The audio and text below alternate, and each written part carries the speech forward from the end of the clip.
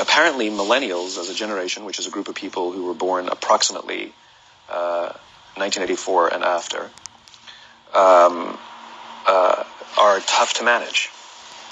And they're accused of being entitled and narcissistic, self-interested, unfocused, lazy. But entitled is the big one. And because they confound leadership so much, what's happening is leaders are asking the millennials, what do you want? And millennials are saying, we want to work in a place with purpose, love that. We want to make an impact, whatever that means. We want free food and beanbags. And so somebody articulates some sort of purpose, there's lots of free food and there's beanbags, and yet for some reason they're still not happy. And that's because they're missing. There's a missing piece. What I've learned is that I can break it down into 4 pieces. Right? There are four things, 4 characteristics. One is parenting. The other one is technology. The third is impatience, and the fourth is environment. The generation that we call the millennials, too many of them grew up subject to, not my words, failed parenting strategies. Where, for example, they were told that they were special all the time. They were told that they could have anything they want in life, just because they want it.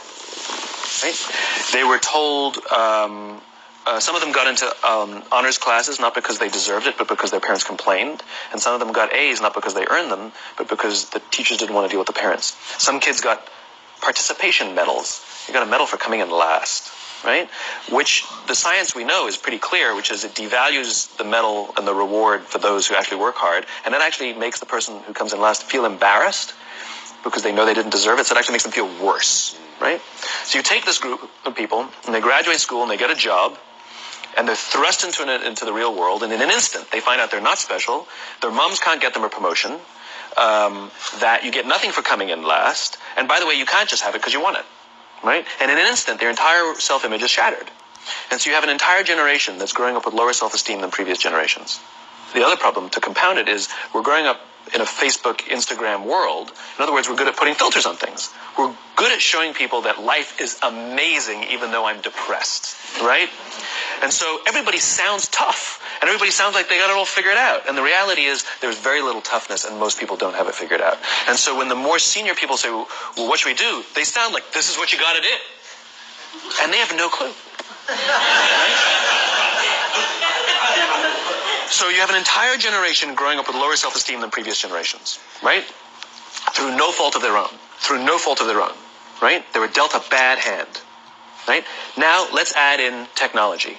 We know that engagement with social media and our cell phones releases a chemical called dopamine. That's why when you get a text, it feels good, right? So, we've all had it where you're feeling a little bit down or feeling a bit lonely, and so you send out 10 texts to 10 friends, hi, hi, hi, hi, hi. Because it feels good when you get a response, right? Right? It's why we count the likes. It's why we go back 10 times to see if my Instagram is growing slower. Did I do something wrong? Do they not like me anymore, right? The trauma for young kids to be unfriended, right? Because we know when you get it, you get a hit of dopamine, which feels good. It's why we like it. It's why we keep going back to it. Dopamine is the exact same chemical that makes us feel good when we smoke, when we drink, and when we gamble. In other words, it's highly, highly addictive, right? We have age restrictions on smoking, gambling, and alcohol, and we have no age restrictions on social media and cell phones, which is the equivalent of opening up the liquor cabinet and saying to our teenagers, hey, by the way, this adolescence thing, if it gets you down... But that's basically what's happening. That's basically what's happening, right? That's basically what happened. You have an entire generation that has access to an addictive, numbing chemical called dopamine through social media and cell phones as they're going through the high stress of adolescence. Why is this important? Almost every alcoholic discovered alcohol when they were teenagers. When we're very, very young, the only approval we need is the approval of our parents. And as we go through adolescence, we make this transition where we now need the approval of our peers. Very frustrating for our parents, very important for us. It allows us to acculturate outside of our immediate families into the broader tribe, right? It's a highly, highly stressful and anxious period of our lives, and we're supposed to learn to rely on our friends. Some people, quite by accident, discover alcohol and numbing effects of dopamine to help them cope with the stresses and anxieties of adolescence. Unfortunately, that becomes hardwired in their brains, and for the rest of their lives, when they suffer significant stress, they will not turn to a person, they will turn to the bottle. Social stress, financial stress, career stress, that's pretty much the primary reasons why an alcoholic drinks, right? What's happening is because we're allowing unfettered access to these dopamine-producing devices and media, basically it's becoming hardwired, and what we're seeing is as they grow older, too many kids don't know how to form deep, meaningful relationships. Their words, not mine. They will admit that many of their friendships are superficial. They will admit that their friends, that they don't count on their friends, they don't rely on their friends, they have fun with their friends, but they also know that their friends will cancel on them if something better comes along. Deep, meaningful relationships are not there because they never practice the skill set, and worse, they don't have the coping mechanisms to deal with stress. So when significant stress starts to show up in their lives, they're not turning to a person, they're turning to a device, they're turning to social media, they're turning to these things which offer temporary relief. We know, the science is clear, we know that people who spend more time on Facebook suffer higher rates of depression than people who spend less time on Facebook, right? These things balance. Alcohol is not bad, too much alcohol is bad. Gambling is fun, too much gambling is dangerous, right? There's nothing wrong with social media and cell phones. It's the imbalance, right? If you're sitting at dinner with your friends and you're texting somebody who's not there, that's a problem. That's an addiction. If you're sitting in a meeting with people you're supposed to be listening to and speaking, and you put your phone on the table, face up or face down, I don't care, that sends a subconscious message to the room that you're just not that important to me right now, right? That's what happens. And the fact that you cannot put it away is because you are addicted, right? If you wake up and you check your phone before you say good morning to your girlfriend, boyfriend, or spouse, you have an addiction. And like all addiction, in time, it'll destroy relationships, it'll cost time, and it'll cost money, and it'll make your life worse, right? So you have a generation growing up with lower self-esteem that doesn't have the coping mechanisms to deal with stress, right? Now you add in the sense of impatience, right? They've grown up in a world of instant gratification. You want to buy something, you go on Amazon, it arrives the next day. You want to watch a movie? Log on and watch a movie. You don't check movie times. You want to watch a TV show? Binge. You don't even have to wait week to week to week, right? I know people who skip seasons just so they can binge at the end of the season, right? Instant gratification. You want to go on a date? You don't even have to learn how to be like, hey.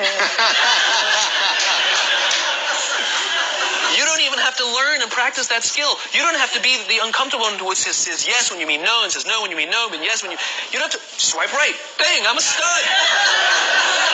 Right? You don't have to learn the social coping mechanisms, right?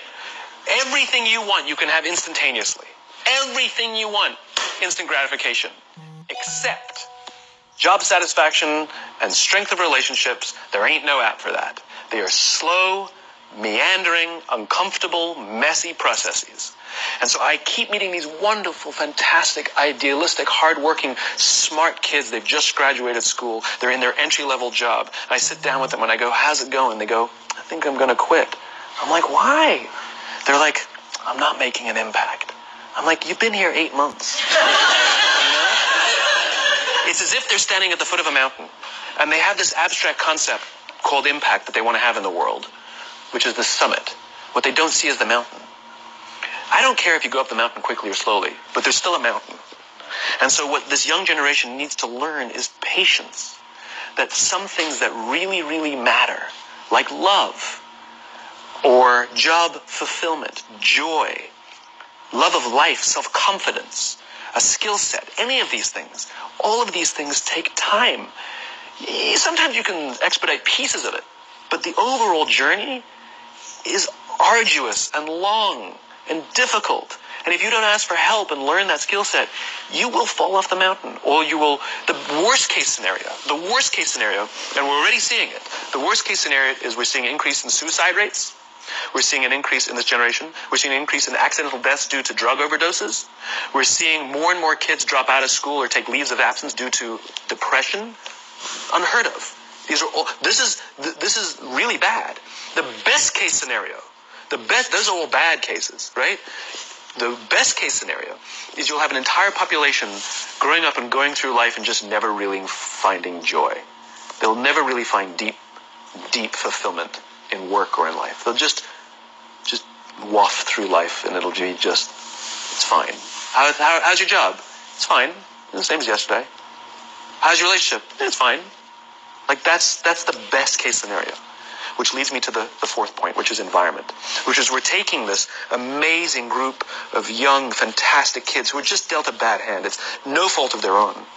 And we put them in corporate environments that care more about the numbers than they do about the kids. They care more about the short-term gains than the long-term life of this young human being. We care more about the year than the lifetime. Right? And so we are putting them in corporate environments that aren't helping them build their confidence, that aren't helping them learn the skills of cooperation, that aren't helping them overcome the challenges of a digital world and finding more balance, that isn't helping them overcome the need to have instant gratification and teach them the joys and impact and the fulfillment you get from working hard on something for a long time that cannot be done in a month or even in a year. And so we're thrusting to them in corporate environments, and the worst part about it is they think it's them. They blame themselves. They think it's them who can't deal. And so it makes it all worse. It's not. I'm here to tell them it's not them. It's the corporations. It's the corporate environments. It's the total lack of good leadership in our world today that is making them feel the way they do.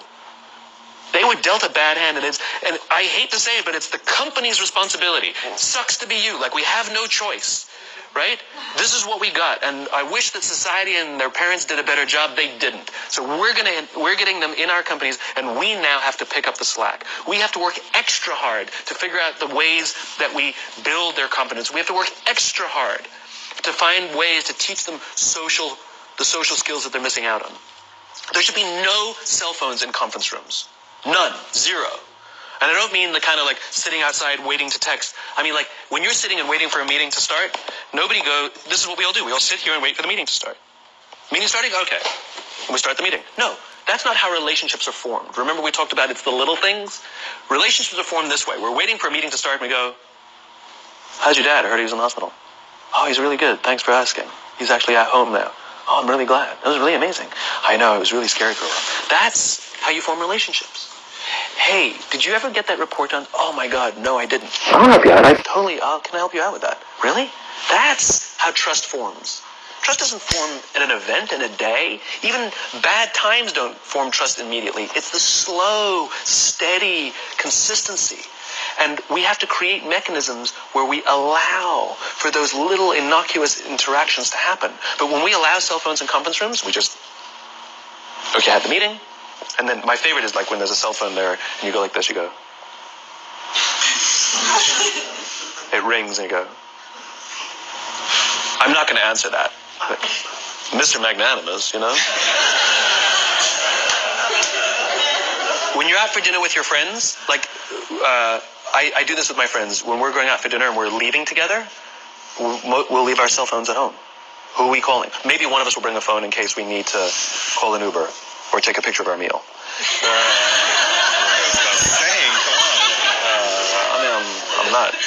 I'm an idealist, but I'm not insane. You know? I mean, it looked really good. We'll take one phone.